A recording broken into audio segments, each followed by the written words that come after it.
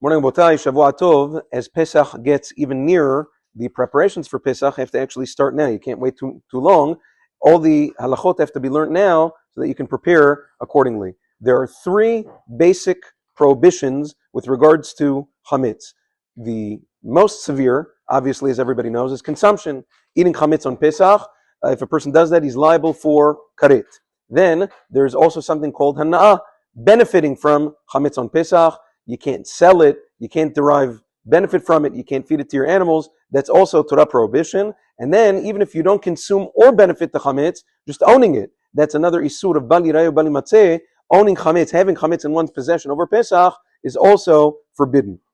The Sha'aret Teshuvah quotes the Ari HaKadosh, who says that if a person is careful about a mashu of chametz over Pesach, person even a tiny drop of chametz over Pesach, person doesn't have, a person is guaranteed not to sin all year long. The poskim discuss what exactly the extent of the Ari HaKadosh's words mean, but you see it's a very big thing. Maran HaChida writes very similarly in the Sefer Avodat HaKodesh. He says that if a person is careful about chametz over Pesach, he is guaranteed to have a good year because the goodness of the year is rooted within Pesach. A person has to be very careful also, now especially with Pesach shopping. It's very hard. Nowadays, it's almost impossible to look at any given ingredient panel and say, oh, it looks pretty innocent and it's probably kasher lePesach.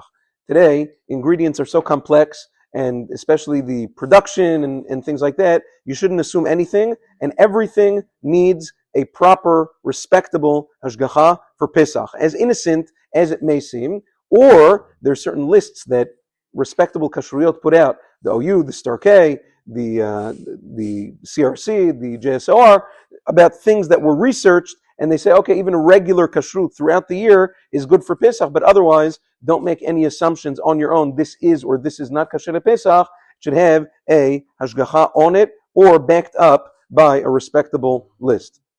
Also, besides for the foods that we eat on Pesach, the kelim that we have on Pesach, the vessels, dishes and silver and things of that nature, they're also bolea. They absorb chametz when we use them throughout the year. So we'll speak about Be'ezrat Hashem in the coming days about how to kasher certain things. Certain things can be, certain things cannot be. So Be'ezrat Hashem in the coming days we'll discuss that. Have a wonderful day and Shavua Tov. Don't forget now that we changed the clock, Mincha Arvit all week long is at 6:30.